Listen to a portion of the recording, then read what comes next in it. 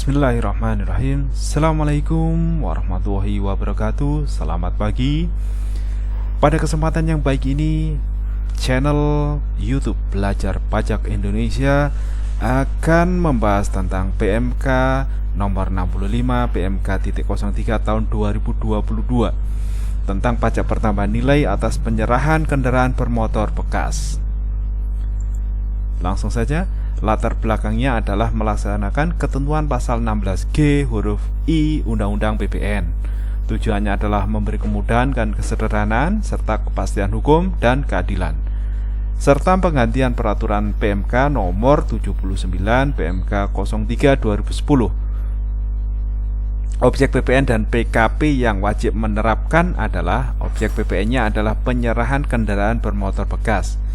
Jadi bukan PKP berupa aktiva yang menurut tujuan semula tidak untuk diperjualbelikan atau confirm pasal 16D Undang-Undang PPN, bukan dari semisal aktiva dari perusahaan atau motor bekas yang dijual karena pilot atau bangkrut gitu ya, bukan. Tapi ini adalah pengusaha murni, pengusaha motor atau kendaraan bermotor bekas.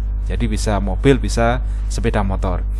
PKP yang wajib menerapkan yaitu pengusaha kena pajak yang melakukan kegiatan usaha tertentu berupa penyerahan kendaraan bermotor bekas, wajib memungut dan menyetorkan PPN yang terutang atas penyerahan kendaraan bermotor bekas dengan besaran tertentu. Pedagang adalah yang melakukan penyerahan kendaraan bermotor bekas. Tarifnya adalah baru, yaitu sebesar 1,1% dari harga jual. Ini berlaku mulai 1 April 2022 dan nanti akan berubah menjadi 1,2% dari harga jual mulai 1 Januari 2025. Dasar pengenaan pajak adalah harga jual, tidak termasuk PPN. PPN atas penyerahan BKP lain dan atau JKP dalam hal PKP yang melakukan kegiatan usaha tertentu berupa penyerahan kendaraan bermotor bekas juga melakukan penyerahan BKP lainnya dan atau jasa pajak pemungutan PPN yang terutang atas penyerahan BKP dan atau JKP tersebut dilaksanakan sesuai dengan ketentuan peraturan perundangan di bidang perpajakan. Jadi berlaku normal ya. Contoh 1, Tuan A melakukan penyerahan kendaraan bermotor bekas dan BKP lainnya berupa aksesoris kendaraan bermotor.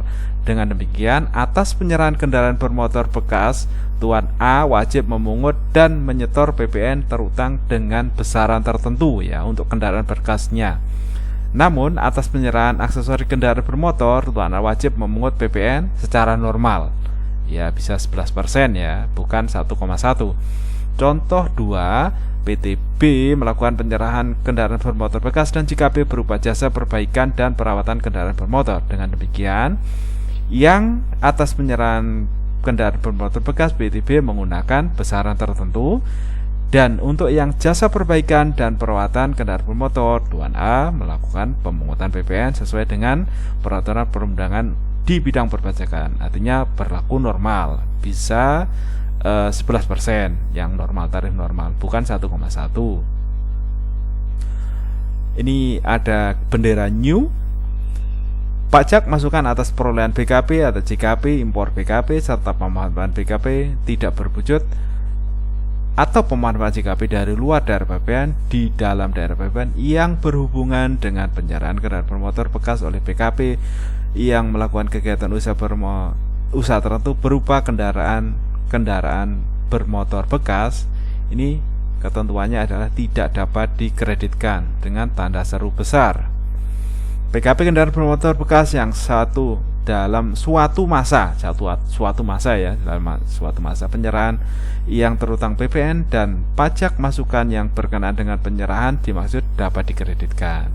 Jadi pajak masukannya yang berkenaan dengan penyerahan dimaksud dapat dikreditkan. Sedangkan penyerahan yang terutang PPN dan pajak masukan yang berkenaan dengan penyerahan dimaksud tidak dapat dikreditkan dan atau penyerahan tidak dapat atau tidak terutang PPN.